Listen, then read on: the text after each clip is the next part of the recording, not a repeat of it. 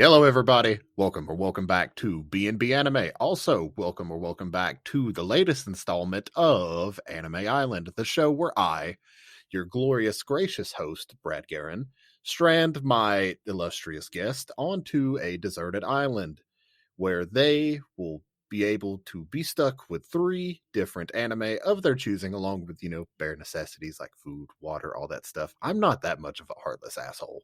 And on top of the 3 anime, they will get a book, a film, an album, and a video game of their choice. Because again, I am a gracious host. I'm not going to strand them there with absolutely nothing. What do you people take me for? My guest for today is a great friend of mine. Dude has a magnificent beard, a voice that I am very jealous of, and he's genuinely one of the best Call of Duty players that I know. Dude's great. He's fantastic. With me today, JStorm2020, or as pretty much all of the friend group calls him, J motherfucking Storm. John, how are you? Doing great, Brad. How are you? I am well, sir. Thank you for joining me on this debacle. How are you enjoying your stay on the island so far? It's a little hot, a little humid. Nothing I'm not accustomed to in my everyday life. I get that. You and I are from very similar climates, so I try to get it as close to home as possible. Again, I don't want you feeling homesick while you're there. You're going to be stuck there for a very, very long time. So sorry about that. I'm used to entertaining myself. It'll be all right. Oh, well, good. I'm glad all of the accommodations are up to par then. So, Mr. JStorm. Yes. Tell us about yourself. Well, I am 34 years old. I am a variety streamer on Twitch. It's kind of my hobby. My day job is very different from that. I actually work in construction, mainly commercial HVAC. That's so what got you into construction? What brought you into that field? Not doing well in primary school. Oh, see, I get that. School was never my thing either. I don't know if it was the ADHD. I don't know if it's just because I'm lazy. I'm not sure. All I know is if I didn't have to do homework, I could have been a straight A student. But, whenever homework is almost the entirety of my grade, I failed a lot of science classes. Yeah, same. I've always been a very much hands-on learner. I have a very mechanical mind. So I can look at things and understand how they work. But if you tell me to sit down and read something, or if you just throw, formulas, equations, rule sets at me, I'm not going to understand it. Yeah. And that was where I struggled in school. Completely understandable. I'm kind of very similar, at least whenever it comes to just throwing random shit at me. Now, granted, if I had a teacher that was really passionate about that subject, I get sucked into passion. Passion is something that just has the ability to ignite me in just whatever it is. And which is one reason why I wanted to start this particular spinoff podcast, is because I want to learn about all of the people around me and what anime they're passionate about. And just what drives them, what gets them, like, what's their favorite things about it? What don't they like about anime or animation as a whole? Just what makes them tick. That's the whole reason I wanted to do this. I totally understand that. It's the fascination of both hyperfixation and just pure interest and intrigue. Mm-hmm. And just something about that is just so alluring. And so at least that's the way it is for me. Like, the more passionate about something someone is, I'm like, I'm in. Gib. Gib. And that really is one of the most interesting things, is when you meet somebody and you get them to hit that one open spot of something they're truly passionate about, and they just go into a deep dive of, why they're interested in it, how they're interested in it, all these technical, the industry jargon about it, and you just see them light up and come alive in their explanations of it. Yeah, there's just something about that's just heartwarming in a sense. Because again, you could get a complete stranger and them just seem kind of cold, but the second you get them just on the subject of something they absolutely love, that's whenever you see their true colors and just like how just they are. And that, I love that. love that with every fiber of my being. Right. All right. So you said you are a variety streamer. What got you into streaming? Why streaming? Well, like I said, I'm 34 years old. I'm kind of on the older side of Twitch streaming. And I grew up, well, not grew up, early 20s or so, watching these Call of Duty montages on YouTube and these tips and tricks videos from people like Woody's Gamer Tag and T Martin. Watching the Call of Duty championships with the Optic Gaming, and just seeing all these content creators doing what they love. And I've always loved video games since I was very young, and seeing them being able to make a living doing what they love, and I always found that really fascinating. And I tried way back in the day when Twitch was never even thought of. Say this was 13 years ago, and I tried to start making YouTube videos and I just couldn't get it to work. I didn't have a game plan, didn't have the personality, wasn't there. Then I went a very long time without having a computer that could keep up with modern titles or streaming in general, and then that changed. I was able to get my hands on a decent PC, and I was like, you know what, fuck it, we're doing this. This is like a lifelong dream of being able to play video games for a living and talk to people and find interesting people to spend time with. And that just barrel rolled into what I do today, which is go live playing some random game that I'm interested in at the time, and talking to people. Yeah, I get that. I too have been down the YouTube train, and those videos will never be found again. But actually, I think the 3 videos I think I made back when I was 22, 23, somewhere around there, they have since been purged from the internet. Nobody go looking for them. That entire channel was completely purged and deleted, so that there is no evidence of that. No, I get that completely. I did YouTube back before, I think it was like my senior year of high school. I started it, and I was like, oh, okay, this is cool. Like, I think I got up to 100 subscribers or something like that. And then I was like, nah, not for me. But then I got my PS4, and I was like, oh, you can stream off of this thing? All right, sick. And that's why next month is going to be my 8-year anniversary on Twitch. Oh, wow. God, I feel like I've been on the platform too long. No. But with that being said, though, it is because of that platform and a mutual friend of ours, Bonk Bink Bonk, that we have been brought together. Yes, sir. Yeah, and so big shout out to Bonk. Huge shout out to Bonk. I actually interviewed Nick last week. Yeah, I heard about that. His episode will be going up like 2 weeks before yours. This one should be going up the first Wednesday of May. Ooh. So I'm trying to backlog as many episodes as possible. That way, in case shit were to hit the fan, I'm kind of covered. Right. That's but also really close to my birthday. Oh, hey, look at that. Birthday episode. Yes. Hell yeah. All right. So this is an anime podcast. To some extent, this, like I said, this was really just an excuse for me to shoot the shit about anime with the homies, but yeah, primarily anime, kind of. So, with that being said, what got you into anime? What was your first anime? So, we're going to set the scene here. All right. Setting the scene, dimming the lights. It is late 90s, a young JStorm living in Virginia. Get home from school during the weekdays. Throw down my backpack. Of course, I'm not doing homework. What am I, a nerd? Exactly.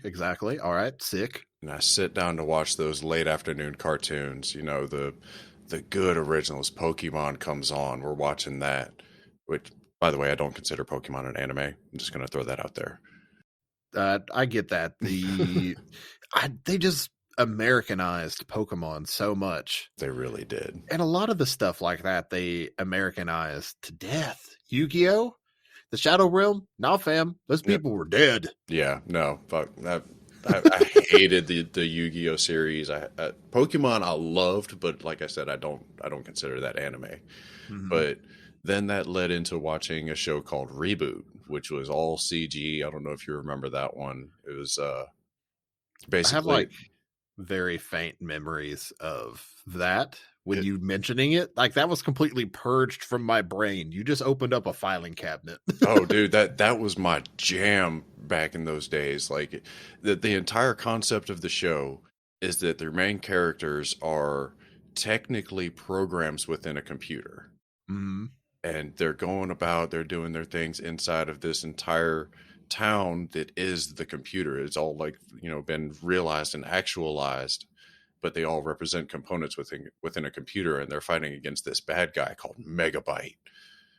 And it was really interesting the way that they did it. It's kind of what got me interested in computers from the get-go. But Mm-hmm. but then all of a sudden, after Pokemon and Reboot would go off, they started showing Dragon Ball Z. And there's this new show of these guys who scream episode after episode, and they fight, and there's drama and honor and, drive. And also pride. Pride, yeah. And I was from day one hooked on Mm-hmm. Dragon Ball Z. So that was my initial intro to anime. And of course I was watching the old Dragon Ball Z Kai series, so it's heavily edited. There's no blood, no cursing, completely dubbed. So it's like the most American child, not childish, but what am I trying to say? Just Kind of dumbed down version of anime that you can get into. But yeah, Dragon Ball was extremely huge whenever it came over here. And again, I don't know if them Americanizing it in some way kind of made it like just a hit. I don't know if it was just the time frame or what, but Dragon Ball took the US by storm. Dragon Ball, Pokemon, Yu-Gi-Oh, Sailor Moon, like all of that played a huge part, I think, in a lot of our childhoods, and especially whenever Adult Swim became a thing. oh yeah, That that was a huge part of most of our lives whenever when that happened. when Adult Swim started playing Dragon Ball Z, that's when I realized how edited the original airings of Dragon Ball Z was back in the late 90s, early 2000s. Oh yeah, and then also with that though, do you realize just still how much Dragon Ball Z was edited on Adult Swim Oh, versus whenever it came out? oh yeah. Oh yeah, it's heavily edited. So, have you seen Super at all? I have seen Super. I'm maybe a little behind. As far as I know, I'm caught up all the way. I've seen all the way through the Broly movie.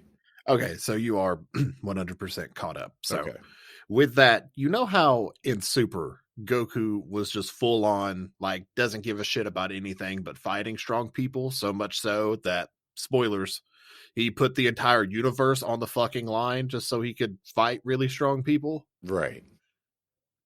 That, in the Japanese version of Dragon Ball, was Goku throughout the entire thing. Yeah. Whereas in America, Goku's the hero. Like, he's the strong person who always has to go and, like, progress and just be just true full-blooded hero, family man, all that fun stuff. Right. Nah, fam. All the shit that happened in Dragon Ball in the sub version and, like, the actual writing, that Mhm. dude just wanted to fight strong people. Didn't give a shit about anybody else. Yeah, no, and I'm sure a lot of people know this, but I'm going to say it anyways because it just has to be said.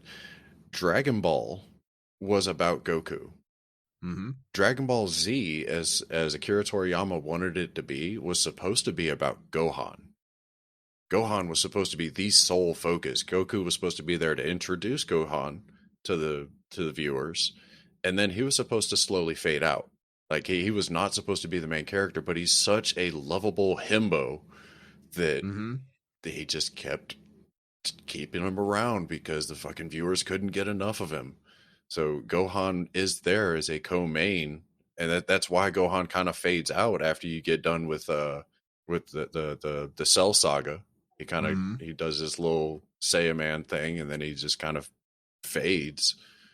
And then they start bringing in Goten and Trunks, trying to make them the main. But no, Goku and Vegeta, 100%. They're always going to be the mains because they're so loved by the fan base. And But they weren't supposed to be. yeah, and Vegeta, as he should be, Yeah. Vegeta's the real main character, because at the end of the day, dude has more growth than I think pretty much everybody else in the show combined. Piccolo, maybe you could make an argument for. Maybe, but honestly, my unpopular opinion, Vegeta has more character growth between the Saiyan saga and the Cell saga. I'm sorry, Mm. the Saiyan saga and the end of the Cell saga than most characters in any media that exist. Oh, 100%. And it's something that I don't think I truly appreciated as a child whenever Dragon Ball Z was airing. But the Buu saga, whenever Vegeta sacrificed himself for everyone trying to defeat Buu, Yeah.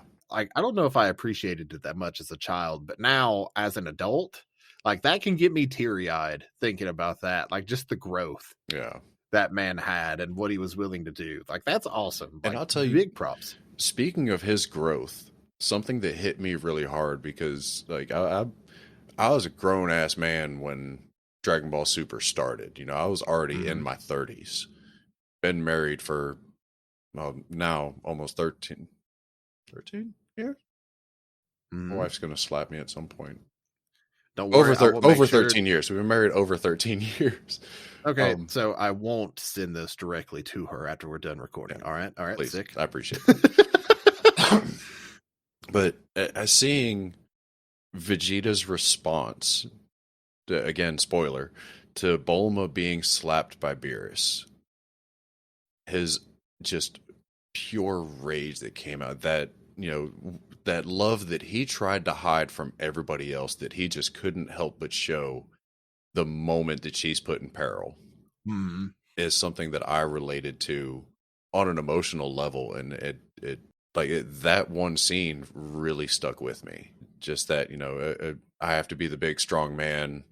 It's the way I was raised. You have to be manly. You don't show emotion. You're strong at all costs. But then that break when she got hit, and yeah, that is character growth that you can't replicate in many other ways. Oh, 100%. I 100% stand behind that. It's very unparalleled, especially in shonen, but also like even modern day shonen. You don't get a whole lot of that. Now, the newer shonen with like My Hero and Demon Slayer, character growth is kind of a necessary thing. You could get away with very little of it in the 90s, but still seeing that, like, it's very ahead of its time compared to, a lot of the other stuff going on at the time. Oh, yeah. All right. So, what is your first offering for what I will burn onto a DVD for you? Okay. Since it's my first love, if I can't choose the entire Dragon Ball universe, then I'd have to just say the Dragon Ball Z series. No, I gave Nickel Mode the entire series, so I will offer the same to you. I will take the entire Dragon Ball universe series, including GT. I don't give a fuck if it's not canon. GT exists. Gotta have it. All right, so are you ready to stand upon a hill that you're willing to die on?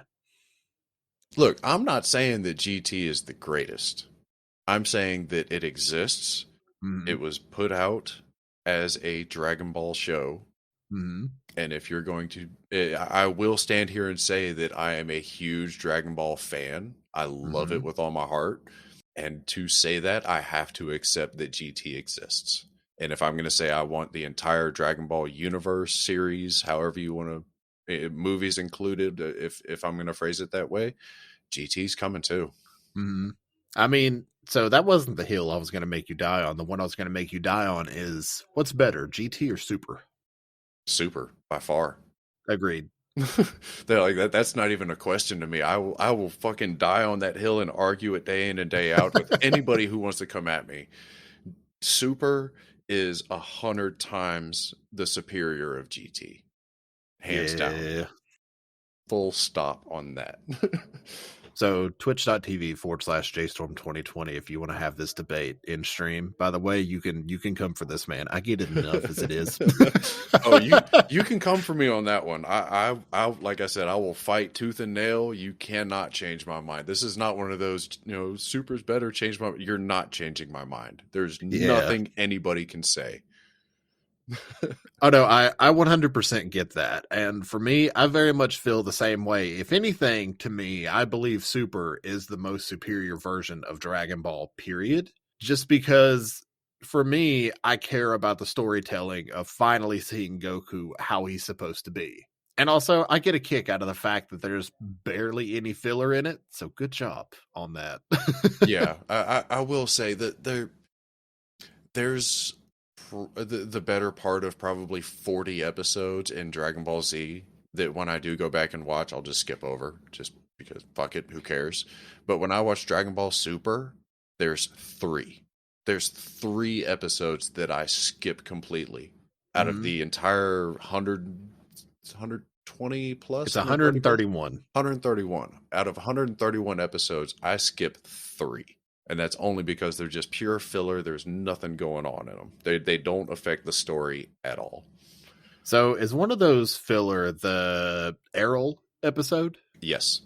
You see, I enjoyed that just because of the Dragon Ball throwback. I'm not saying it's not a good pass. I agree. I'm not saying it's not a good episode.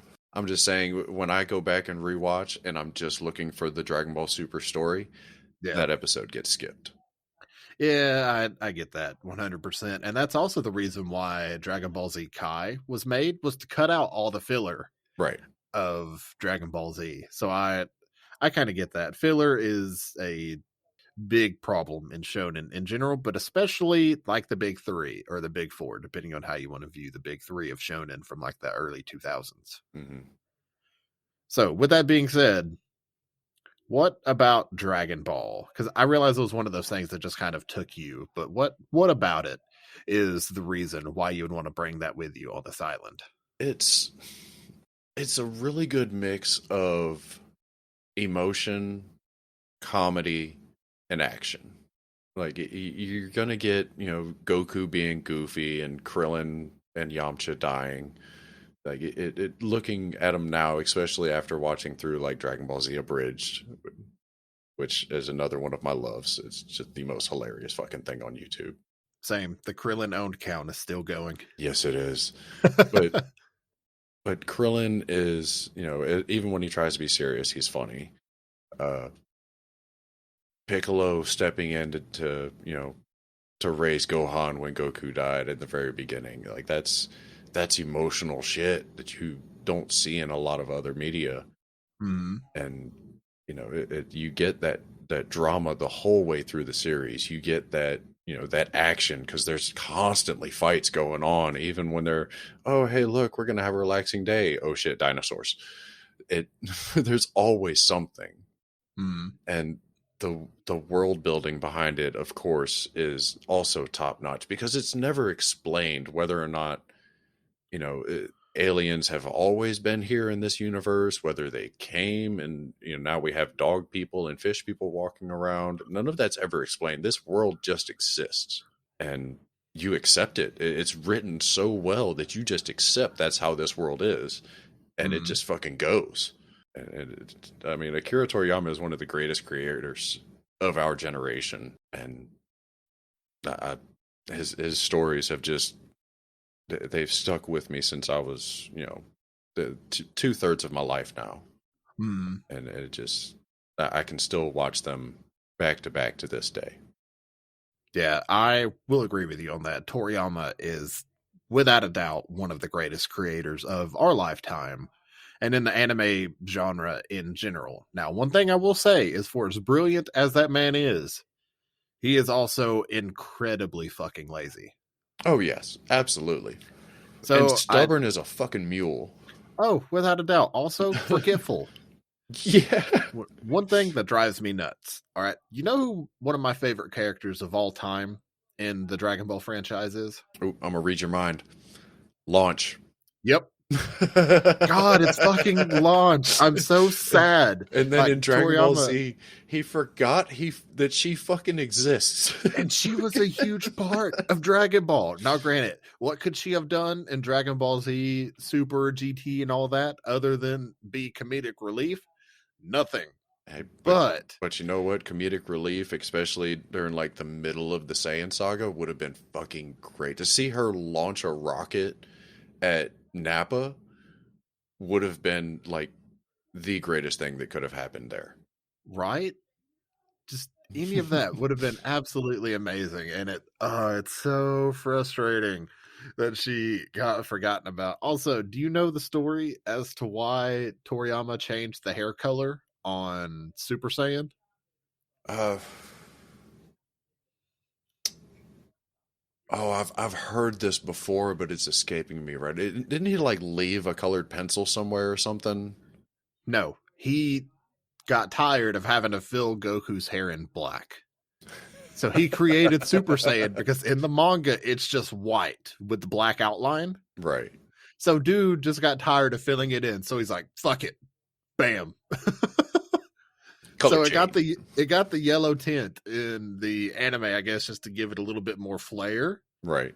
But yeah, that's why he's just too damn lazy. It's just like, fuck it. But you know what? You have to admit, if he'd have shown up for animation one day and forgotten his fucking black pencil or something, it would have been totally on par.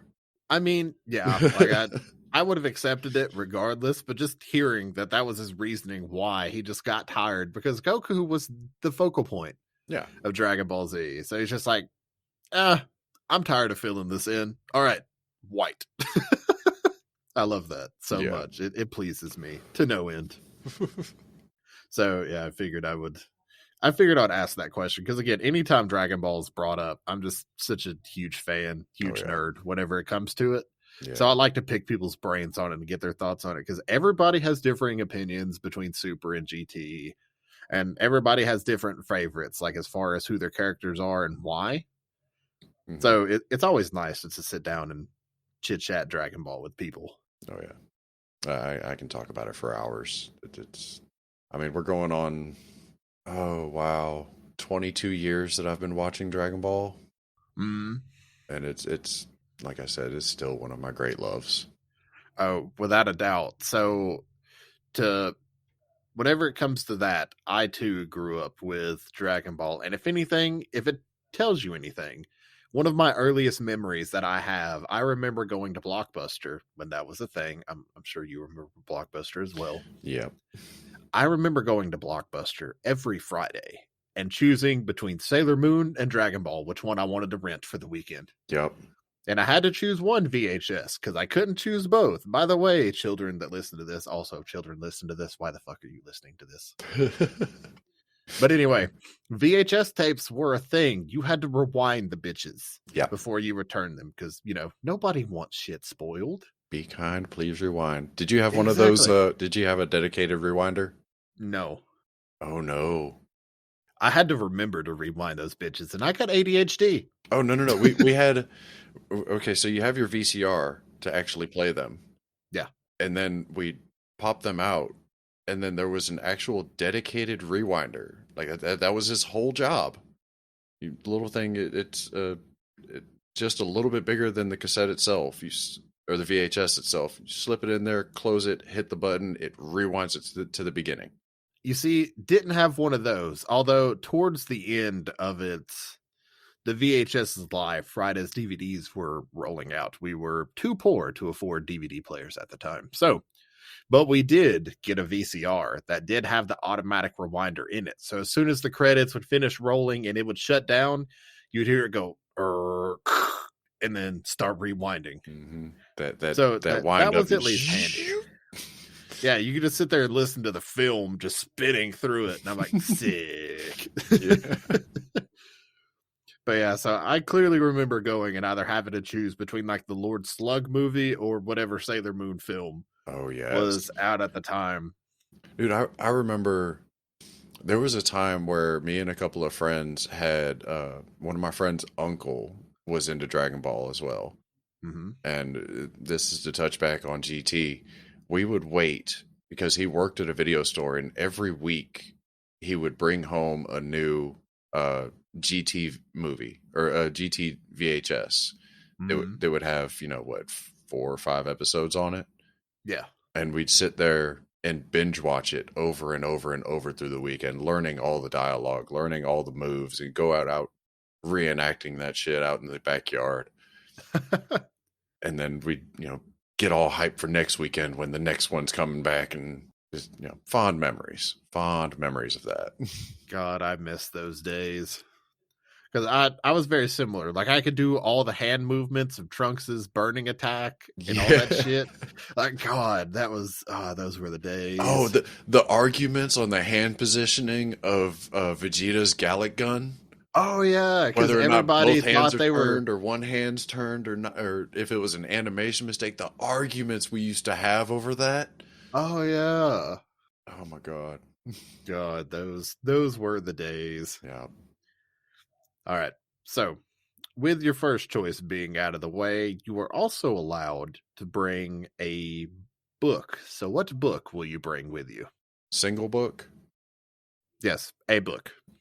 A book. I'd have to go with Mary Shelley's Frankenstein.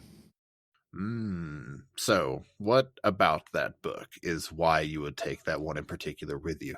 I read Mary Shelley's Frankenstein for the first time when I was 9. Mm-hmm. And it was forced on me by an English teacher, and I was, oh my God, it's such a big book. I didn't want to read it. And I read like the first chapter. We had the entire school year to read it. Mm-hmm. And I read the first chapter, and it just wasn't clicking. I didn't touch it again for maybe another 4 or 5 months. Mm-hmm. And then I realized that we only had like 3 months left in the school year, and I still had about 450, 500 pages to get through. Oh, God. So I pick it back up, and I don't know what I honestly can't remember what it was about the second chapter, but something clicked. Mm-hmm. And for the next week, I was inseparable from that book. Cover to cover, reading all the way through it. It just had me completely enthralled. Mm-hmm. I brought that book to school with me, and I'd read it during breaks. I'd read it while I was eating dinner at night, all the way up until it was time to go to bed. My parents had to come in and pull the book out of my fucking hands. It had me completely wrapped up. It is God, that's such a true sign of a fantastic book, because I can relate with that as well. Yeah, it was the detail that was put into it, and into the, every paragraph has something going on. The character development in it, the descriptions, it was just so well written, and the fact that it's in public domain now is amazing, because now just anybody can get access to it. Mm-hmm. And it was my first love of books. It's what got me into the fantasy genre of books. That led into me reading a lot of Anne Rice's stuff, a lot of H.P. Lovecraft. Oh yeah, that's right. Okay, yeah, makes sense. It got me into H.P. Lovecraft. It got me into going more into the high fantasy stuff, like Lord of the Rings and R. Salvatore, and it was just a rabbit hole that never ended until, and I'll be completely honest, I haven't actually read a book in probably a decade now. Mm-hmm. But back then, if I could get my hands on anything fantasy related or horror genre, it was consumed. Just yeah. So, do you have a copy of Frankenstein now? I have it tabbed. I have it bookmarked on my desktop right now. Oh, hey, look at that. I have a direct link to the Gutenberg project, where it is accessible as a public domain. And every once in a while, I'll just click over to it and read a couple pages. So, with you having the absolutely majestic voice that you have now, Hmm. Have you ever considered doing a story time stream where it's just chatting and you read your favorite book to your lovely community? I have severe ADHD. Well, I wouldn't say severe, but I have elements of ADHD. Mm-hmm. I have actually started recording an audiobook Mm-hmm. of Mary Shelley's Frankenstein. I've made it about 3 chapters in, Mm-hmm. and I haven't touched it in over a month, and I need to touch it again because it's something I feel needs to happen. But yes, that has definitely been considered. Yeah, I was just genuinely curious because again, I'm very jealous of your voice. It's very nice, very soothing. Well, to be completely honest, I haven't always sounded like this. Mm-hmm. And I'm actually jealous of you in this regard. One of my great loves growing up was voice acting. Mm-hmm. You know, I grew up watching cartoons on the weekends and every day after school and learning who did the voices of my favorite cartoon characters and idolizing them. I mean, Jim Cummings is a god amongst men. Tara Strong. I could go on and on. Just a thousand names pop up into my head when I start thinking about it. But Mm-hmm. it's something that I've always wanted to get into. And over probably the past 2 decades, since my voice started to deepen when I hit puberty, I have been working on creating the voice that you hear now. Mm-hmm. Like it has become my natural voice as opposed to what I used to sound like. All right. Now, with this being an anime podcast and on the topic of books, I must ask, are you a manga person? I am not. I know a lot. There are some people see it as sacrilege to be an anime person, but not a manga person. Hmm. But I just could never get into the written style of anime. Hmm. It just wasn't for me. And I get that. I understand that there's the whole, anime community sacrilege of you're either a manga purist or you're not, and everybody kind of gives each other bad reps and all that other stuff. So I get that. I can see both sides. For the longest time, I was very much just an anime person Hmm.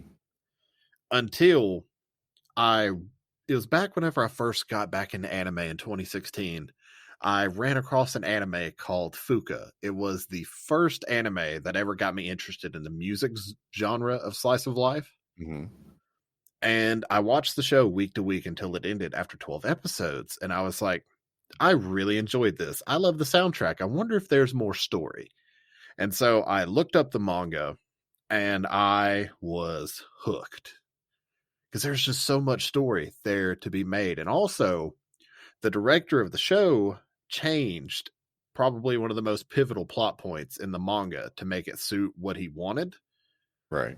And so to this day, I still highly regard the show as great, but the manga is hands down one of my favorite manga of all time because I like the twist that the manga had versus the way the director took it. Right. And so I just adore it to pieces. And so I always like to get people's opinions on it, but also I totally understand not being into it because it's not everybody's forte. Right. Well, And there are, go I ahead. always feel like I should have been into manga. Mm, Like it never clicked with me, but I always have that voice in the back of my head that's like, you should like this. This is right up your alley, because I'm also a huge comic book nerd. Like, and that was going to be my follow up question with you not being a fan of manga. Like, are you a comic person, perchance? yes, I loved comic books growing up. The entire Marvel and DC universes. I mean, Dark Horse. I love comic book. I'm actually reading through a comic series right now that was suggested by a friend. It's an indie series. I can send you a link to it. It's actually really interesting. Oh, yeah. It's Send it called my way. I'm a big comic book nerd. hold on, let me actually find it. Nope, not that. Oh, I had it. There we go. The Secrets of Soulford. If anybody wants to check that, it's on webtoons.com. I'll have to check that out. I'm a big webtoons fan, but also if it tells you anything, my entire floor of my closet is full upon pull box of comics. Yes. Whether it be Batman, whether it be Harley Quinn. I'm a huge Harley Quinn fan. Like, she's a badass. Growing up, my parents didn't see the value of comic books. Like Mm, there was never even thought in their heads of, hey, these might be worth money in the future, or hey, this is just something he likes. So they never actually bought me comics. I didn't actually mm. buy my first comic until I was mid-20s. Oh, it was very much the same for me. Yeah. But I would go with some friends. There was a local comic shop that also had like Magic the Gathering tournaments and Yu-Gi-Oh tournaments and stuff like that. Mm, And one of my friends was huge into Magic at the time. So he would sit down and play game after game after game. And I'd sit off in the corner and scroll through, just flip through all the comics that were there, pull some out and read them sitting right there on the floor. The guy that ran the place didn't care because like we buy drinks and stuff. And it was mm. just, in his mind, he was keeping youths off the streets. Yeah. He was giving us a place to stay safe and not to get into trouble. Not that we didn't go and get in trouble afterwards. That's different. That's a different podcast, though. but yeah, like I'd spend hours at a time just sitting in a corner flipping through the latest Captain America and the latest Batman and like that. That's how I consumed my comics for years. So, what's your favorite comic? My favorite comic book superhero, because everything that I've ever consumed in comic form has been superheroes. Mm-hmm. So my favorite by far is Captain America. All right. He's actually who I've modeled my personality afterwards. Mm-hmm. And a lot of my worldview has come from reading Captain America comics. Mm-hmm. The do good, help others, be just. That's like that. That's just the way I've tried to live my life. Not that I've always succeeded. Not saying that at all. Yeah. But that's the values that I've come to hold. Um, but yeah, definitely Captain America is. He always was a big draw for me. That's cool. That's cool. Now, you also get to take an album with you. So, what album are you taking? Oh, that's a tough one. I figured this would be the one that would stump people because music is just such a universal thing that I think pretty much everybody loves. And everybody has an artist that they love or one particular song that they love. But I'm Yeah, giving you a whole album. not a catalog, right? I can't like No, one album. I'm one giving you all album. of Dragon Ball. Just one album. I was asking. I gotta ask. No. I get it. I 100% agree because there are some artists like I'm a huge J-pop guy. So if I could take like if I ever get interviewed for my own episode of this, I would try to cheese it and try to get Lisa, the artist who does like a lot of anime openings like SAO and whatnot. I Yeah. would try to get her Apple Essentials album, even though that's technically a catalog, but I'd try to cheese it that way. But no, so what album? Oh, it's a toss up, really. So I have two in my mind. Uh-huh. It's two albums that really mean a lot to me. The All first right. one is Avenged Sevenfold Afterlife. Mm-hmm. And that's just because that's the album that really got me into the heavier metal stuff, or heavier rock stuff, whatever you want to call it. Mm-hmm. The other one is Linkin Park's Hybrid Theory. Oh, all right. And I can't decide, so I'd probably just say give me one of them and whatever you chose. That'd be what I was stuck with. You know what? Since you're so distinctly torn between the two, and since this is your episode, I'll give you both. I'll be nice. You are the scholar amongst men. Yes, I am a gracious overlord whenever it comes to this. I do like to take care of the people that I am purposefully stranding on an island. Fair enough. All right. So, with album being out of the way, what's going to be your second choice for this? Second anime. You know, I'm gonna go specific with this Uh-huh. because it's a movie and not a series. Mm-hmm. And I'm gonna say Princess Mononoke. God, such a good film, man. So good, and it's I that movie has so much history for me Mm-hmm. because I was introduced to it by a friend. I was hanging out at her house, and she ended up putting it on, and it was one of the very early introductions to like true anime for me. Mm-hmm. And then like a month later, we're sitting in a class in high school, and my teacher's like, "Hey, we don't have any more school." It's like towards the end of the school year. She's like, "Hey, we don't have any work to do today. Y'all don't tell anybody. I'm gonna put on a movie." Not thinking anything of it. I was like, "Okay, cool." And I turn around and I start talking to one of my friends, and the intro music starts playing. I go, "My what?" And it's fucking Princess Mononoke, and I'm like, "Oh, we're done. I'm here. I'm here for the next 2 hours. I'm fucking locked in." It's like, so listen, I was going to be a heathen, but you got me. I was gonna do my normal thing and fuck off for this whole class, but you got me. You got me, Teach. I'm here. I'm here for it. So, are you a Ghibli fan as a whole, or is it just Princess Mononoke in particular? It's it's bits and pieces of Ghibli, honestly. Mm-hmm. Nothing against anybody who's a diehard Ghibli fan, but some of them I just can't get behind. They're just not for me. It's not my style. But the main two that I love are going to be Princess Mononoke and Spirited Away. God, Spirited Away is without a doubt my favorite Ghibli film of all time. Mm-hmm. But to me, I can totally see the allure of Princess Mononoke. It's a fantastic story, and I feel like all Ghibli films kind of have good life lessons that can kind of be interpreted out of it, because a lot of them are kind of geared towards kids Right. in It's a way. somebody said this to me a long time ago, but they were like, Ghibli anime is Japanese Aesop's fables, I can see that. and that quote from a really good friend was like, oh, we might have been high at the time, but God, that just made so much sense to me, and my mind was blown. Mm. Yeah, Ghibli is forever timeless, and not only is it timeless, but the animation on a lot of stuff still holds up to some shit today. Hmm.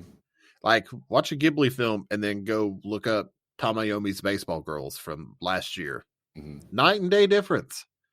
A modern day anime that's hot garbage. Good series. But the CGI 3D animation on that is hands down one of the worst things that I've ever seen in my entire life. Yeah. So, do you consider yourself an animation person, a soundtrack person? Is it kind of a combination for you among all of them? Um, Honestly, I consider myself more of a voice acting person. Mm, Like I love, and we're just gonna keep going back to Dragon Ball Z, but I love hearing the performance differences between the original voice actors in Dragon Ball Z, mm. and then hearing Sean Shamel and Chris Sabat do their renditions of it. God, Sabat will have a special place in my heart for the Yeah, rest of time. It pleases me to no end that he did the voice acting for the character that I'm playing in Tiny Tina's Wonderland. By the way, I I saw fangirled so fucking hard that. over that. I Yeah. was just gonna sit there and fuck around and find some stupid voice lines to go with, but the second I heard that, I was like, give right now, You because hear that that man, raspy rumble and it just locks you in on it. it's just, the dude is timeless, whether it be like half of the Dragon Ball characters or All Might from My Hero Academia, Yep. or if I find, because I'm more of a sub person than a dub person by all means, Yeah. but I'll sometimes just turn on a dub of a random anime just to kind of have on in the background. And the second I hear Sabat going off, I'm like immediately zoned in. I'll be honest. Dragon Ball Z or the Dragon Ball series is the one that I watch dubbed. So Every other anime, I watch them all subbed. I will agree with you on that. The Dragon Ball dub will forever be far more superior than the sub by any shape, form, or fashion, not discounting the sub team that does it, because they're all timeless. They're all absolutely amazing and they do good work. Right. It's just for the American audience, the voice actors and voice actresses they have now just cannot be beat. No, not at all. And honestly, they've since, especially in Dragon Ball Super, they have become a lot more true to the original recordings. There's not a whole lot of censorship in it. There's not a whole lot of rewriting. I mean, they've actually even, I believe, gone as far as to redo lip flaps in the animation so that they can match the English dialogue to the Japanese dialogue nearly perfectly. Yeah, so Dragon Ball was on such a huge delay whenever they were doing Super, to where I think they had just started dubbing it whenever Super was getting ready to wrap up, because I was watching Super week to week subbed. Yeah.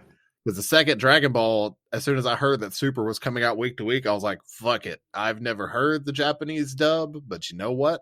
I'm willing to sit through it because I'm not getting anything spoiled for Super, period. I did this specifically on purpose. I watched Super week to week on Crunchyroll as it was coming out, subbed.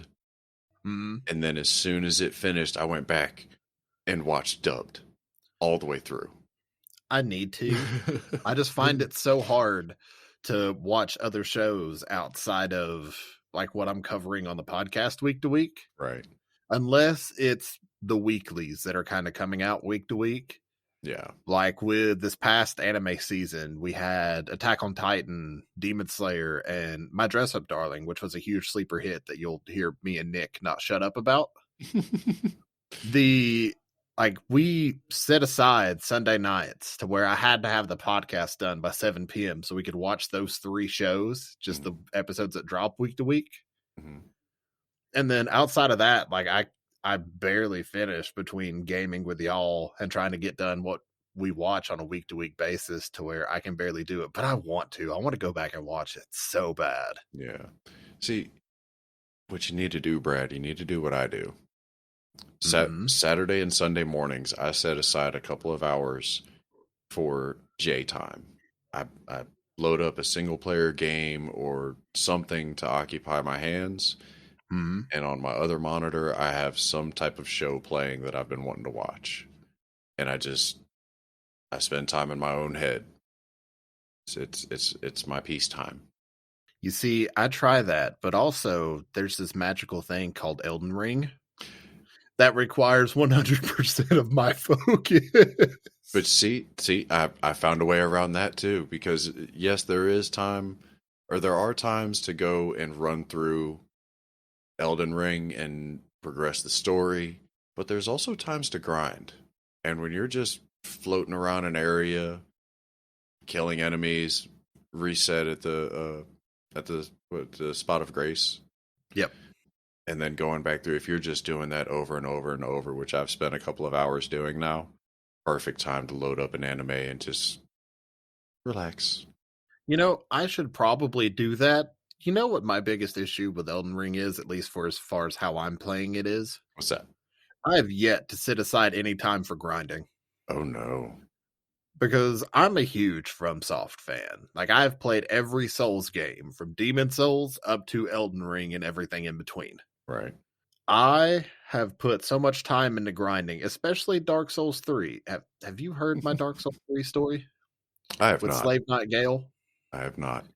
So, one of the DLC bosses goes by the name of Slave Knight Gale. He is the final DLC boss. And dude is the biggest douchebag of a character that I've ever had the displeasure of meeting. I was stuck on that man, I shit you not, for 3 months. Oh, God.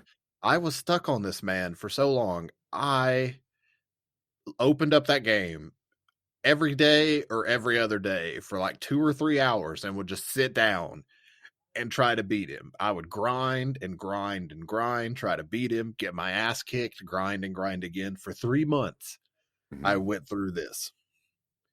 I finally beat him. You're supposed to end the main game of Dark Souls 3 at level 80. I defeated Gale at level 146. Oh, God. I went into New Game Plus after I beat Gale and slapped the first boss in one hit. Oh, shit. Yeah, I was that over-leveled going into New Game Plus. Yeah. See, I almost cried whenever I beat that man. I don't have a whole lot of experience with the Souls games. Mm-hmm. So going into Elden Ring, I got my ass handed to me a couple of times. Then I had a friend introduce me to a little area where you could go and grind. It's very difficult at low levels, but it gets easier. Mm-hmm. So with I think I want to say I've only got like maybe 15 or 20 hours into the game so far. Mm-hmm. But at least half of that has been spent grinding, and I haven't even beaten the first boss yet, and I'm already closing out on level 50. You're gonna have an easy time with that first boss. No, because I suck at the game, and I'm struggling with it. I've tried to fight him, I think, 8 times now, and I haven't gotten him below half health. No, you got this. I believe in you. Oh, I believe I'll eventually get it. My main issue with Souls games is I can't get the fucking timing down to dodge out of the way. One thing I will say, now this is just a word of advice from someone that has played every other Souls game to playing Elden Ring. Never roll out of the way in Elden Ring. Roll into it. Okay. Because so many people, like, it was a running joke in the Souls games for years, except for Sekiro. Sekiro is an entirely different ball game.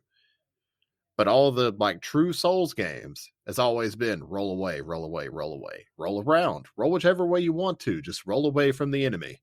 Mm-hmm. They made the AI in Elden Ring to where you cannot do that. You got to be more aggressive than usual, or you have to roll into them instead of rolling away. Okay. Because you just can't. So that is going to be my word of advice whenever it comes to that. That will come in handy when I'm playing Elden Ring on stream tomorrow. Hey, look at that. But all right. So with that being your second offering, you are also allowed to take with you. My brain fried. What else do I have on the list of things that you can take with you? You can take with you a film. What film are you going to take with you? My wife's going to yell at me, but I have my reasons for this. Uh-huh. Lord of the Rings, The Fellowship of the Ring. All right. Now, why? Let me explain why. It is a masterpiece film. Mm-hmm. It is. I love this movie with all of my heart, but I have seen it so many times that I can't get through the first half hour of the movie without falling asleep. Uh-huh. I use this movie when I start getting insomnia and I can't get my eyes to close, and it's 1 o'clock in the morning and I got to be up at 4 or 5 a.m.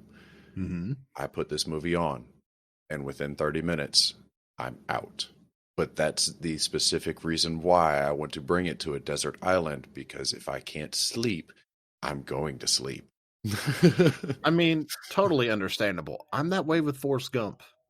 So I get that. I can totally understand that. Yeah. All right. And now, for the final offering before your last anime, you're allowed to take with you a video game. So, what game will you be taking with you? Oh, that's so difficult. Just one specific game, right? One specific game. Although I will say, if you decide to go the Skyrim route, like Nick, I will give you just enough internet from Elon Musk's Starlink to let you download mods, but not play online. Oh, I don't think I want to bring Skyrim. Now, don't get me wrong. I have probably 2,000 plus hours into Skyrim. Mm-hmm. Beaten the game multiple times. I love it to death. But I can't fire it up now for even more than 15 minutes. It just I'm fucking sick of it. Understandable. So the one game that I would bring, it's It's got to be Minecraft. I can totally see that. I mean, Minecraft is a lovely game. just the ability to just be in an open sandbox to do whatever I want. Hmm. I mean, I can grind out levels and upgrade all my gear, or I can just wander around the world, or I can, build complex structures. I can fucking redstone. I mean, this is all stuff that I can already do. Hmm. But I mean, just the ability to, or the what's the word I'm looking for? The variability in that game. Just the ability to go from whatever play style you want to use and do whatever you want and make the game however you want. Fucking, you can build your own mini games in Minecraft. I've seen it done. You can make games that work. Hmm. And I mean, there's hundreds of different options there alone. It's just you're only limited by your creativity in Minecraft. And that's the thing about it. Minecraft has evolved to the point to where it's like you said, your only limitation is your own creativity. Because I've been playing Minecraft since it was in beta. I've been Yeah, playing since like late 2010, early 2011. yeah. So I totally get that without a shadow of a doubt. Minecraft is still without a doubt in my top 5 games of all time. And I will say, if that offer still stands, that I can have just enough internet to download mods, Hmm. then I don't have one game. I have 50 games just having Minecraft. Yeah. I mean, just downloading another mod pack completely changes the game. It makes you download a Skyblock, you're playing a brand new game. It's not just regular Minecraft anymore. It's a completely different game set. Hmm. And you download one of these large mod packs that has the magic mods and tech mods, and again, you're in a whole new game. The not the last Minecraft server that Nick did, but the one before, whenever I had my Japanese paradise up on top of that mountaintop, Yeah, that's hands down one of the most fun times I've ever had with Minecraft, just because of the limitless creativity that mod pack had. yeah. Like, that just speaks to me. I've played Minecraft so much now to where normal, like, grinding and stuff doesn't necessarily do it for me Hmm. anymore, unless I just am bored and the ADHD needs to hyperfixate. That I can load into a game of Minecraft and just mine for hours and hours and hours. Yeah, and that used to be my cathartic experience. Like, if I was Mm-hmm. stressed out and I just needed to be in my own head for a while to work shit out, then you load up Minecraft, you grab a couple of diamond pickaxes, you go down into the mines, and you can stay there for 8 hours straight Mm-hmm. and just do, just break blocks. So one of my best friends that passed away earlier this year, she and I, back whenever she was in dental school, we would stay up all night long. Whenever I had to work in the morning and she had to go to dental school, we would stay up all night long just mining down mountains because we were too fucking stupid to realize that you could start a flat world. So we had a server on the PS4 to where we were building like a giant city. Like, we built a huge fucking Pokemon stadium, a giant apartment complex. We had Taco Buenos because, Taco Bell's trademarked. So we had a strip club. Like, we had so much shit, but we Yeah. had to tear down so many fucking mountains by hand. We were in creative, but still tear down by hand because we didn't think, hey, flat world. No. No, no. And see, my God. my first experience with Minecraft, and I'm still proud of this to this day. So my first experience with Minecraft was when it was originally released on Xbox 360. Mm-hmm. So the what do they call it? They call it Bedrock now, but it was the console version of Minecraft. It was like Minecraft 360 or whatever it was called at the time. Right.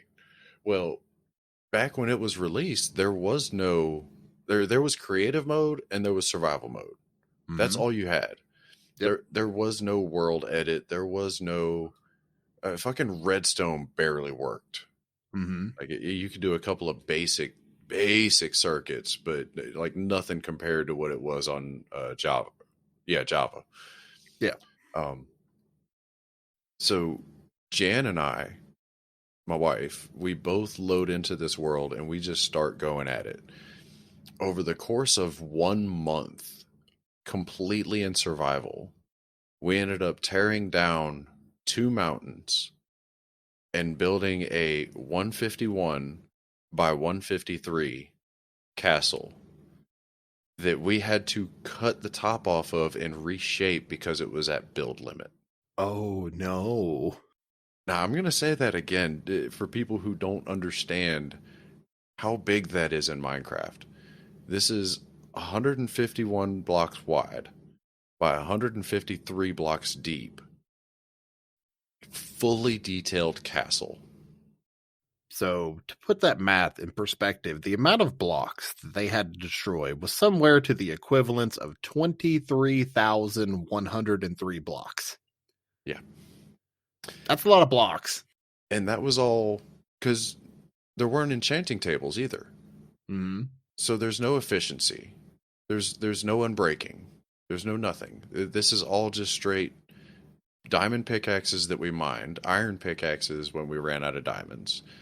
Like we tore down 2 mountains, and then when we ran out of cobblestone there, because we did smelt all of this into stone as well.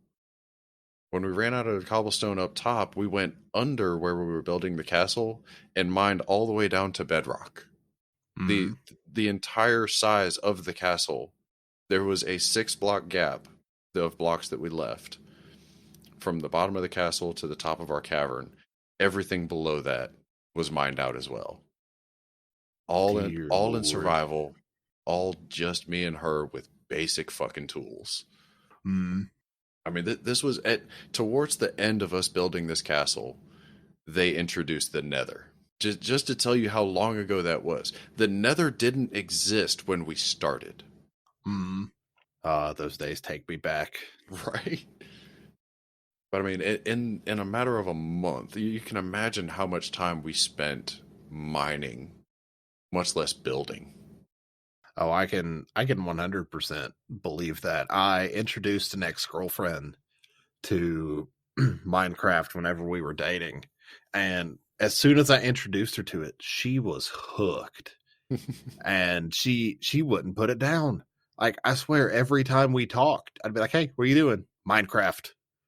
Yeah. And she went from knowing nothing about the game to becoming just amazingly creative with the game. Like, she made some of the most extravagant roller coasters I've ever seen. I say that, at least for the time and what limited skill level she had at the time. So, which I realize now, things are just absolutely nuts with the shit that you could do. But like I said, at the time and what skill level she had, it was pretty cool. Not gonna lie. Oh yeah. So it's an endless rabbit hole and an endless level of creativity. So I totally get that without a shadow of a doubt. Oh yeah. All right. So your last and final offering of the anime that I will burn onto a DVD before I leave you stranded on this island for the rest of eternity. Ooh, number 3. I've always had my top 2. I've never really picked a number 3. You know, like, trying to categorize things into like a top 5 or top 10 always sucks. And there was a while back whenever Blue asked me to try to come up with my top 10 anime of all time, just to try to come up with a list for the Instagram for the podcast. Mm-hmm.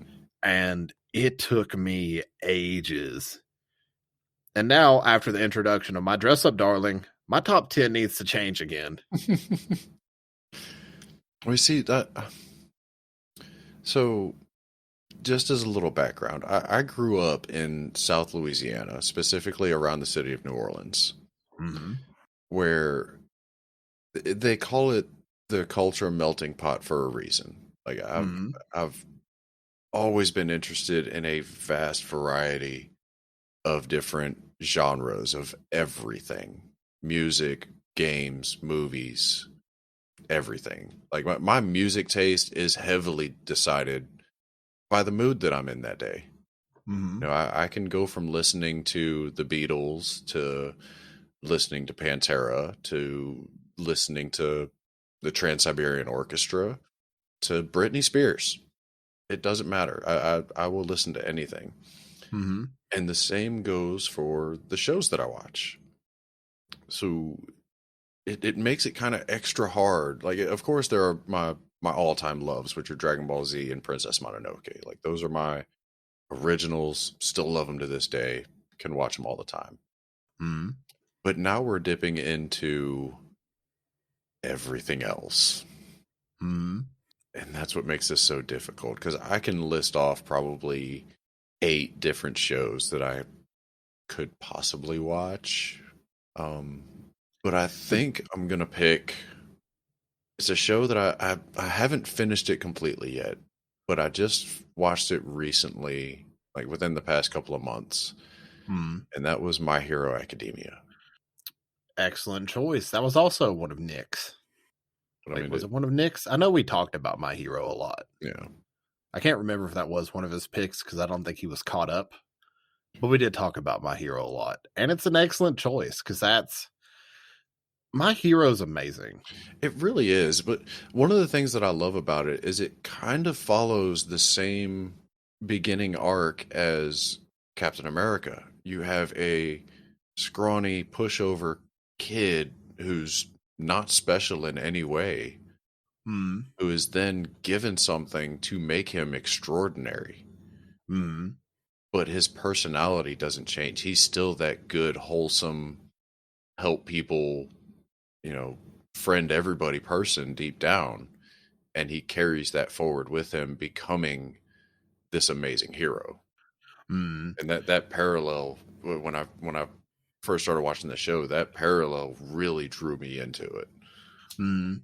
And not only that, but for me, My Hero is an accurate representation of if quirks or superpowers were an actual thing in real life and they worked in a similar way. That's the kind of society that we would have. Like, it would be government regulated. People would have to get licenses to be able to use their powers, Oh yeah. to be heroes, or even use them in general just because of the damages that they can cause. Oh yeah. And I 100% believe that if a power like All Might's power that could be passed on through the transfer of bodily fluids or body pieces, however you want to categorize it, the government would find some way to lock him down and start creating super soldiers. And it would be the end of the fucking world.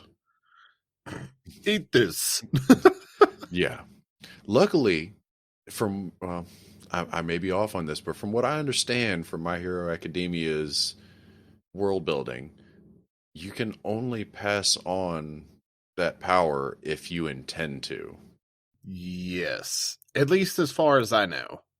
Because I'm completely caught up on the show. I'm starting to read the manga, but it is definitely something that can only be passed on through intention. Mm-hmm. Although there's been some very weird retconning with films that I get it, they're not canon, so on and so forth. Right. But the films make it not as black and white. It makes it a little bit gray. Okay. Yeah, because I'm blanking on the specifics, but I want to say there was an episode where either God, I'm blanking on a whole bunch of stuff, but the kid's blood or something got onto or into somebody else, and he was worried that All Might's power is going to pass on to that guy. Oh, That person. yeah. The whole Stain episode, whenever that happened in season 2, I think. No, it wasn't Stain. Was it Stain? I think it was Stain. I think Stain did get Midoriya, but then Todoroki showed up, if I'm not mistaken. That might have been it. There was some kind of transfer of blood, saliva, something like that, from one person or from Midoriya to another person, and he was all bent out of shape. Like, oh my God, they're gonna get the powers, and they didn't, because he didn't intend for them to get it. Mm. And that's, for me, that's the canon. Yeah. But, I mean, it's however. To my knowledge, that's as accurate as it can get, just because it has to be passed on with intent. But again, I'm not caught up. There could be some very, very weird shenanigans going on in the manga that I'm unaware of. Right. Well, you let me know if you find out different in some manga, because I'm not going to read it. I actually want to collect the manga because again, shows that I love, I will eventually collect the manga of. Mm-hmm. My biggest finds right now, I'm trying to get through Food Wars because Food Wars is a lovely guilty pleasure anime of mine. If you like cooking, I highly recommend it. I do like cooking. I might need to check that one out. I'm gonna write it down. Although I will say, do not take the show for its first season because it's very horny. I mean, Very horny. But once you get past the first season, because I feel like the first season they were trying to push the boundaries with what they could get away with. But after that, they started really developing the plot, not the plot, but the actual story plot. right. And genuinely, the show got to the point to where it's in my top 10 anime of all time because the storytelling is just so well done. And also, I love to cook. Mm-hmm. And anything that makes food that delicious, but also can teach you how to cook food that delicious. The manga gives you actual recipes from the show. Oh. So I'm working through collecting all of the manga right now because there's some of those recipes that I really, really fucking want. But yeah, it's a show about making food that will make your clothes explode off. That's good to know. What were we talking about again? My brain fried. My third choice. Oh yeah, My Hero. That's right. So, what about My Hero, other than the Captain America bits, draws you to it? Are you enjoying the animation style of it? I actually really do enjoy the animation style. It's more cartoony than I normally go for. Mm-hmm. Or, well, more Americanized cartoon that I normally go for. Yeah, but it's very comic book styled as well with a lot of its stuff. Oh, yes. A lot of the action sequences are very comic book centric. And I really do like the character development in it. Mm-hmm.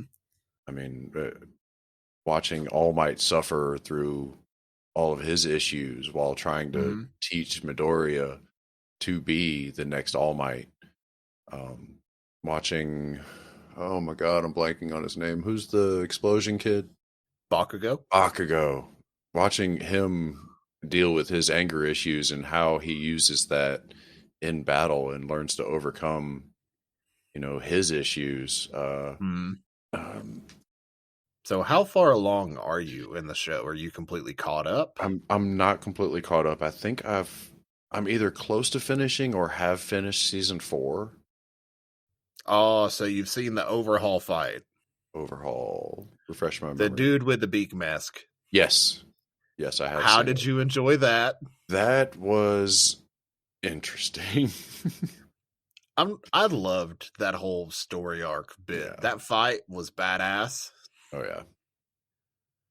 But yeah, I'll tell you, that bit was incredible. My favorite little chunk of the series so far was when they were in the that superhero camp where they're off in the woods, and then I apologize for blanking on all names of characters and groups and everything, but it's been a couple of months since I've touched the series.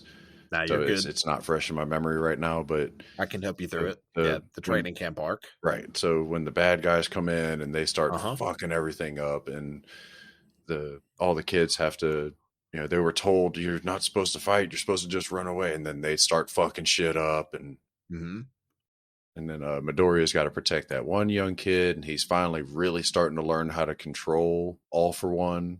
I finally remembered the name of the fucking power. You mean One for All? I'm going to kill myself, I swear to God. I didn't want to correct you, especially whenever you said that, but you followed it up with that. So I was like, oh no, here we go. Okay, my weeb card is withdrawn. No, I'm not gonna revoke your weeb card for that. Now, I in my defense, I've never said that I'm the biggest anime fan. I'm very, very selective of what animes I watch. And probably overly selective because I know that Demon Slayer is one of the most popular animes out right now, and I have very easy access to it. Can't bring myself to click play. Fuck it. Fuck that show. I just can't. I don't know why. I know it's good. I've heard it's good. Can't fucking do it. I mean, all right. If anything, you should watch it just solely for the OP because Lisa and Garenge, killer. No clue. But Who if those you ever people want an excuse, if you ever want like to do an anime watch along night where you need ideas of stuff to like watch and you just don't know, I'm always down. I'm down to watch anime about anything and everything. I don't give a shit. I'm making a list as we've been talking through this whole thing of animes that you've talked about that you've said are really good. Like Food Wars is on there. Demon Slayer is now on there. Stuff I'm gonna force myself to watch. I mean, so I'm sitting here looking at my manga shelf now of things that I can highly recommend. Are you into sports anime at all? Or sports in general? I used to be. I'm not really into sports anymore. Like I'll watch highlight clips of football games, American football games every once in a while, but I don't go seeking it out really. Would you be willing to give a sports anime a try? Sure, why not? Haikyuu. Haikyuu. Haikyuu is about men's volleyball, and it is genuinely one of the best anime I've ever seen, and it is what sold me on sports anime. It's so good, and if it tells you anything, all right, the third season is one whole volleyball match. Oh my god. And it had me on the edge of my seat for all fucking 10 episodes. I've never binged a season of anime so quick in my life. I was that invested. Good. Can I express my true anime controversial opinion? Yes. Now, when I say this, remember that I've only seen like the first season of this show. But this is enough. That was enough for me to form a whole opinion on it. JoJo's Bizarre Adventure is ass. Don't at me. JoJo is one of those shows that I truly believe is either an acquired taste or it's just such a niche show that it's for a very specific audience. Now, I know that everybody says it gets better like around the third season and whatnot. I don't have that much time to invest in a show like that. One Piece, I will never get around to watching. You can come at me for all you want. You can find me at Brad Carter Gaming on Twitch. I don't give a shit.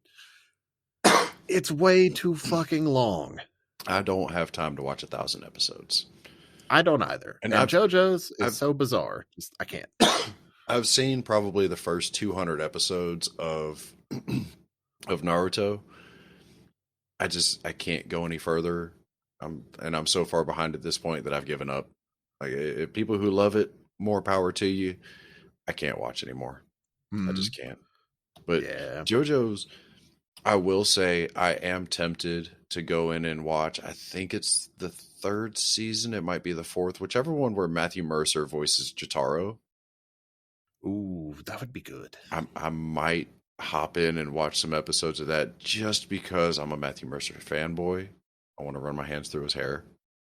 I'm just going to say that publicly right now. All right, you heard it here first. Go tag him on Twitter. But no, I can see where you're coming from. You see, I like JoJo's just because of the memes. Yeah. The meme clips out of that show, especially the cherry bit. Have you seen the cherry bit? I don't think I have. I will show you that after we're done recording. You're going to get a great fucking laugh. So that's definitely a thing. But for the memes solely, I can see why people like it. If the entire show was like that, then I would be okay with it. But the fact that it's just bits here or there, it's just too bizarre for me. To me, it's not even the bizarreness of it. For me, it was the writing. And like I said, I've only seen the first season, but the way that the characters speak, and it's not their tone, and it's not it's not even their vernacular really. It's the repetition of what they're saying because they say the same things over and over. I take it you're watching the dub of it, right? Uh, no, I watched the sub, Oh, okay. and I was it's gonna say the memes of everything that I actually like about JoJo's only watch the sub. yeah, no, I watched the sub actually. Yeah, I'm pretty sure I watched the sub, but Okay. it just dude, it was infuriating trying to get through the episodes that I did watch. Like I Yeah. could not continue anymore, and I'm sorry if people hate me for it, but it's a trash show, and I won't even give it another chance. Like I said, I might go and watch some of Matthew Mercer's stuff just to support him. That's as far as it's going to go. Nah, mate. Whenever it comes right down to it, you are entitled to your own opinion. This is your episode. You are allowed to have whatever opinions you would like, because everybody in the anime community is entitled to their own opinions and valid. Absolutely right. Except for those that think the sub of Dragon Ball is better, you can fight me. That is the biggest hill I am willing to die on. That's what I'm saying. All right. So, with your third and final offering being out of the way, before we go into the plugs, do you have anything else you would like to talk about as far as anime is concerned? Any shows you would like to recommend to the audience? One that I didn't say that I would take to the island with me, but one that I definitely recommend to everybody is One Punch Man. Season 1 or season 2? Yes. It doesn't matter. One Punch Man, it really holds a special place in my heart. Mm-hmm. The goofiness of that character, Saitama, and then just going straight into the dead stare, you're gonna die right now. Especially, I want to say it was the end of season 1 when he's fighting the big rhinoceros guy in the lab. Yeah. That scene alone is worth watching the entire fucking series. That bit, the mosquito bit. Yes, the mosquito bit is amazing as well. But he's sitting there, he's getting bounced off the walls, he's getting punched, and a normal person, any other hero in this fucking universe would be destroyed by these punches. Mm-hmm. And he's just sitting there wondering, or finally realizing that he missed discount day at the grocery store. And then he just blows the fucking dude up with one hit. Just it's so goddamn stupid, but it's hilarious to watch him go through it. Dude, just relatable as all hell. So I can get that. Like, everybody would be pissed if they missed bargain day at the store. Right. So I 100% get that. So dude is 100%. And then he's relatable. He's treated by like such an unknown clown by all the higher tiered heroes around him. Like nobody knows who he is. Like, who the fuck is this? He's a C tier. What is he doing here with all the S tiers? And he's oh God, I'm blanking on another name. Is the guy he mentors. Ah, fuck you. I can remember it until you bring it up, and now I'm blanking. I see his face. The android guy. We'll just go with that for right now. Yeah, sure. Android 17. Sure. But yeah, like he's the only one who apparently realizes that Saitama is the most powerful one out of anybody in this universe. And it's hilarious. Well, a lot of the other S tier class heroes recognize him as that too. They're just too built up in their own pride to kind of realize it. Yeah. Well, some of them get there eventually. Like the older guys, like Wolf Fist or something like that. Yeah. And there's a couple of other ones. But yes, a lot of the fights are, and I'll be honest, that this is actually now hilarious to me. I never wanted to watch One Punch Man because I learned the premise of it. Uh-huh. And it seemed like the most uninteresting show that could be imagined. So yeah, if you explained it to somebody, it does sound stupid as all hell. To me, and I'm going to start another fight here, but to me, when the premise was first told to me, it sounded like Superman. And I'm not a Superman fan at all. I don't like Superman because, yes, he's the most powerful fucking person in the universe. And oh my God, there's somebody stronger than him. What happens? Oh, look, Superman's now stronger for fucking Deus Ex Machina reason. Whatever. Plot And armor. right. And that's what it sounded like to me. It's like, okay, so One Punch Man, he can defeat anybody with just a single punch. How is that interesting? But then you watch the show and it is one, hilarious. Mm-hmm. And two, a couple of times it takes him more than one punch, which does sound stupid because that's what was said to me. Somebody's like, well, there's a couple of fights it takes him more than one punch. And I was like, okay, but eventually he gets them with a fucking punch. Like it's still, it's not stupid. I'm telling you, it's not fucking stupid.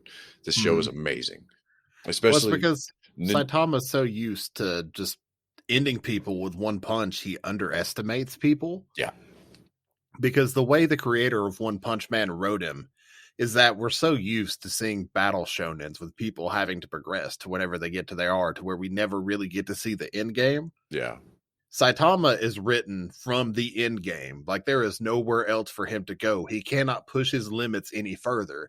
He is just the strongest, period. And because of that, because of his reason for wanting to become a hero, he's just fucking bored. yeah, yeah. He became a hero for fun. Like that's his whole thing. He's a hero for fun. And now that he's still bored. Mm-hmm. And it's hilarious. But yeah, I love it. If you want another show that was written by the same creator as One Punch Man, you should check out Mob Psycho. Mob Psycho. That's going on Think the list. of One Punch Man, but with psychic powers and much more psychedelic but prettier animation. And while we're making suggestions, my other high level suggestion for anime to anybody who's interested in it, Seven Deadly Sins on Netflix. If you haven't watched it, it's very slow moving as far as like the pacing of the series, but really well written, really well animated, and really, really interesting. You see, I will agree with you, at least for season 1. I'll give you that.